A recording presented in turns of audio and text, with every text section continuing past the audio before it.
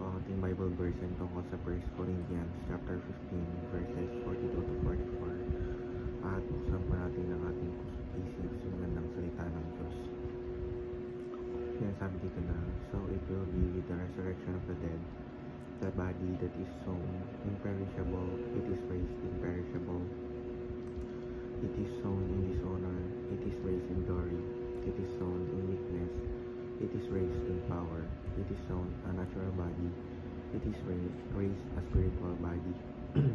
Or sa Tagalog, kaya hindi naman ang muling pagkabuhay ng mga patay.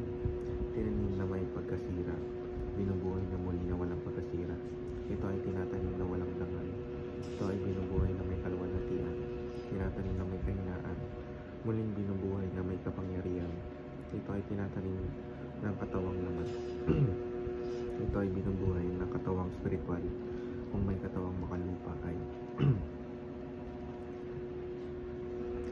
teaching number 1. We are called to be earthly, not worldly. Ang ibig sabihin nito ay hindi tayo dapat nakatuon lamang sa pansamantalang bagay dito sa lupa gaya ng kayamanan, kasigatan o kapangyarihan. Bagkus dapat ay unahin natin ang mga bagay na may kinalaman sa Diyos at sa Kanyang kaharian.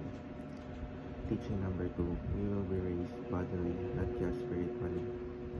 Ayon sa verse, ang ating katawan ay mamamatay at mabubulok, ngunit may pangako ang Diyos na pagkabuhay na muli, isang katawan na hindi na masisira at puno ng kaluwalhatian. Pinapakita nito na may halaga ang katawan at hindi lang ang spirito. Teaching number 3, we worship the Creator, not the creation. Madalas nadadala ang tao sa kagandahan ng nilikha, pera, kalikasan, bagay, ngunit paalala ito na higit sa lahat dapat ating sambahin at pasalamatan ng Diyos na siyang lumikha ng lahat. Application number 1, be an earthly Christian. Ang pagiging Kristiyano ay hindi lang panlabas na papakita, kundi araw-araw na pamumuhay na may pananampalataya, pag-ibig at kabanalan. Application number 2, be an engaging citizen. Maging mabuting mamamayan, kasama sa pagiging makadiyos ang pagiging responsable sa lipunan, sumusunod sa batas, nakikilahok sa mga gawain makabayan, at tumutulong sa kapwa. Ang ating pananampalataya dapat makita rin sa ating pakikisalamuha sa iba. Application number 3, be an exalter of Christ.